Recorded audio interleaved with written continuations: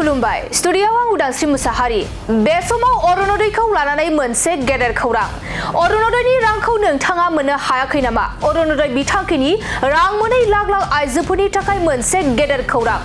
जुदि नोंथाङा अरुणोदय बिथांखिनि मुलाम्फागिरि अब्ला बे खौराङा नोंथांनि थाखाय अरुणोदय बिथांखिनि रां मोननो हायै मुलाम्फागिरिफोरनि थाखाय हेल्पलाइन नम्बर फोसावनाय जादों जुदि नोंथाङा अरुणोदय बिथांखिनि रां मोनाखै अब्ला नोंथाङा बे फोसावनाय हेल्पलाइन नम्बराव अजद हरनो हागोन नंगौ नोंथाङा बे फोसावनाय हेल्पलाइन नम्बराव अजद हरोब्लानो अरुणोदय बिथांखिनि 1250 रांखौ मोननो हागोन अरुणोदय बिथांखिनि रां मोननो हायै आइजोफोरनि थाखाय सरकारा हेल्प डेस्क आरो हेल्पलाइन नम्बर फोसावदों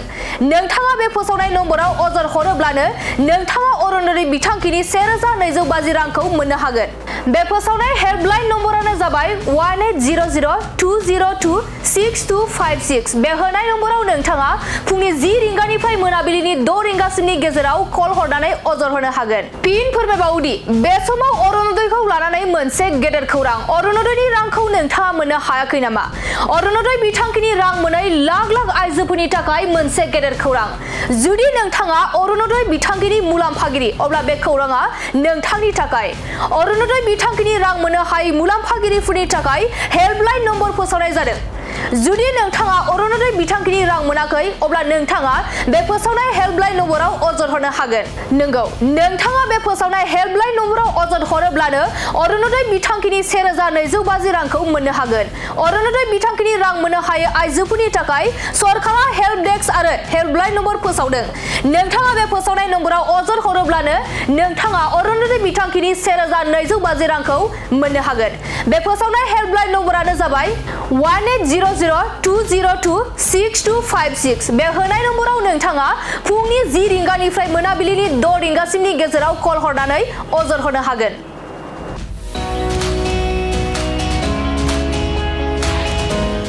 मोनसे फोसावथाय bachelor of vocational nursing care लानो गोसो गुदुं लाइमोनफोरनि थाखाय मोनसे गोजोनथाव खौरां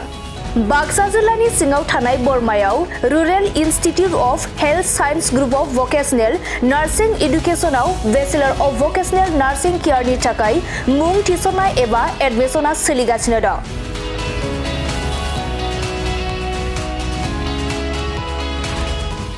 बे बेचलर अफ भकेशनेल नार्सिं केयाराव मुं थिसननो थाखाय फरायसाया जायखिजाया स्ट्रिमनिफ्राय एचएस आनजादखौ उथ्रिनाय जानांगोन लोगोसे बे बेचलर अफ भकेशनेल नार्सिं केयारनि सार्टिफिकेटनि भेलुआ डिग्री लेभेलनि समान आरो बे डिग्रीखौ Scope global skill university Bhopal Madhya प्रदेशनिफ्राय होनाय जागोन गुबैयै भकेशनेल नार्सिंनि सायाव बे bachelor of vocational nursing care कचिंखौ होनाय जायो आरो बे कचिंआ जोबखांनायनि उनाव नोंथाङा सरकारि साख्रि कर्परेट साख्रि आरो प्राइभेट साख्रि मोननायनिबो सुबिदा दं बेनि अनगायैबो बे कचिंआ जोबखांनायनि उनाव प्लेसमेन्ट साख्रिनिबो सुबिदाखौ नोंथाङा मोननो हागोन बेनिखायनो जाय बिथांमोना बे bachelor of vocational nursing care कर्सखौ खालामनो गोसो थाबैनो नैबे 8723035865 जानबुं नम्बराव सुराद लानानै गावनि मुंखौ थिसननो हागोन